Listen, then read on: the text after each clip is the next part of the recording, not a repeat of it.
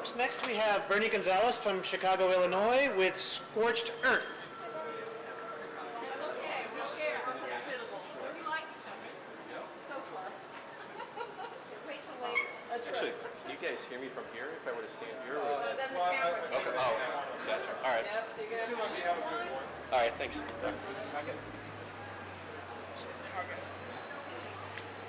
All right, appreciate it. All right, my name again is Bernie, and I'm pitching here Scorched Earth. Had a very eventful trip here, so I'm very excited.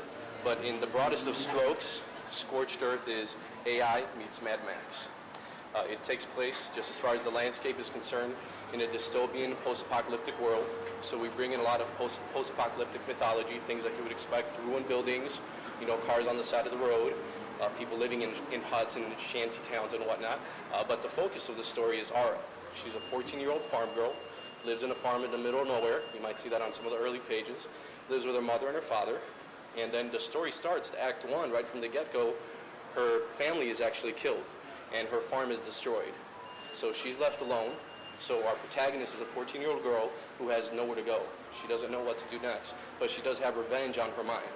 But she doesn't know how to enact that revenge.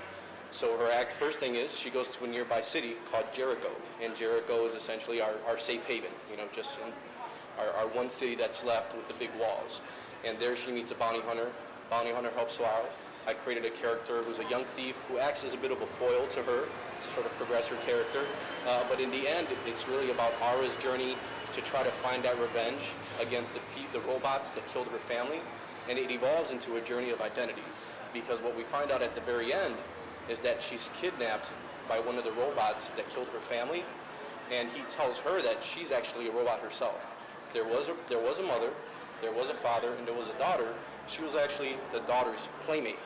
And being there, she soaked up the experiences, the moments that she was there. So for her, that is her family. She is a girl. And she thinks, because she's dressed up as the playmate, that she is the girl that was Ara. So she has these experiences. So now we have a girl who understands who killed her family, and she does have this revenge, and now she has the opportunity because she is a robot. She can take care of her business, but she's evolved.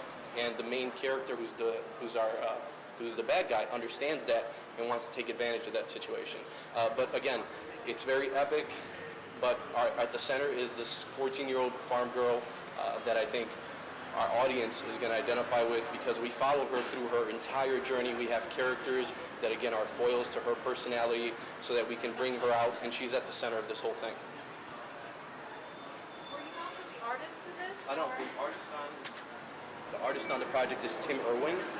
We started the book about 2 years ago, and I'm sure Scott and Mark, you would understand when you see submissions, you see the 5-page previews, the pinups. I don't believe in that. I really don't. It's a vision that I feel very passionate about. This is the artist on the cover is inside? No. The artist on the outside was an early artist we brought in to help with some of the concept. And then, all right, thank you. I'm sure Tim appreciates that. Good stuff in here. It's a 120-page story that's completely scripted.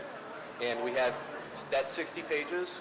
We're already on page 80, but I wanted to give you 60 pages that are self-contained. Of course, since we're at the Comic Book Challenge, to meet the print medium, if you're looking to publish something for 2007, we can meet that in spades. We can work with the marketing.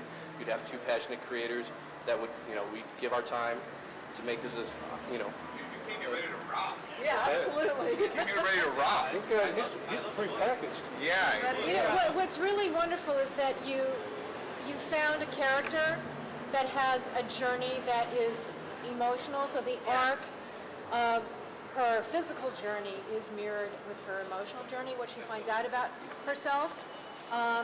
She's very appealing. Yeah. Yes.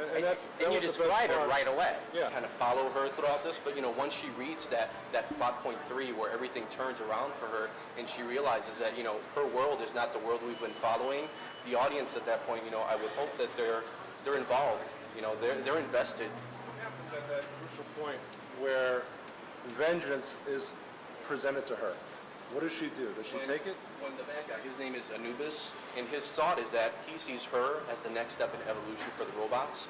So he knows that if he can exploit that evolution, then he can take that to all the other robots and basically, go into mass production and then make the robot evolution even greater, somewhat, akin to the Matrix.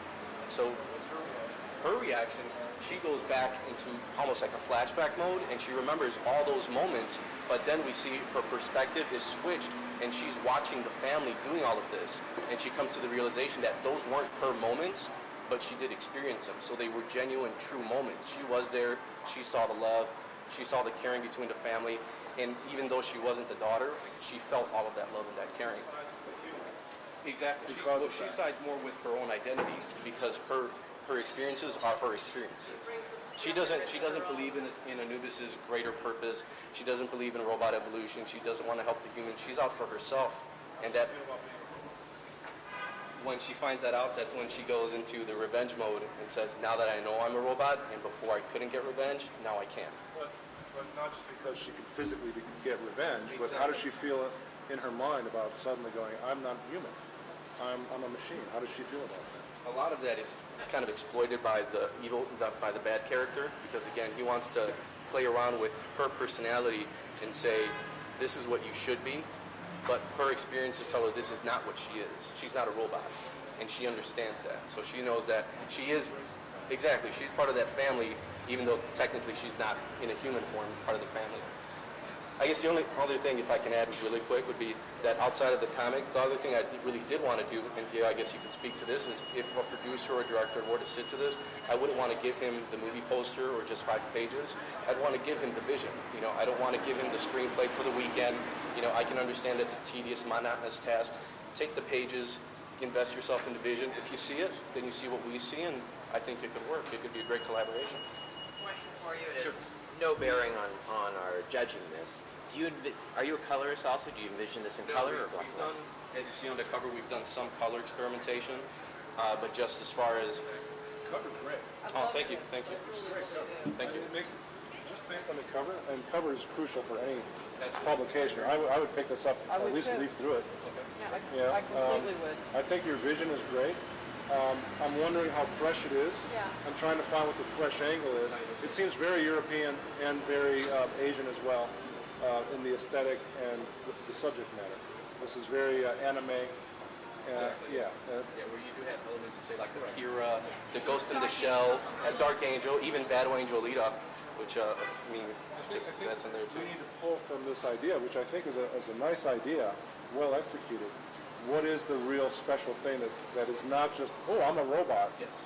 No, oh, that's a surprise. Yeah, I mean, that was even done in... A whole bunch of things. yeah, I mean, it's been done. Bicentennial Man. Yeah, constantly. You know, so find out, go back within your concept, go to the core and find out what is it about, even not that moment, that makes this special than ever, different than of the other ones like it. Because there's a lot like it. You've put it together very well, and you're a very good pitcher. But find that fresh element that's not in it. And stay in comics. Thank you. Stay in comics. Very good, though. Thank very you. cool.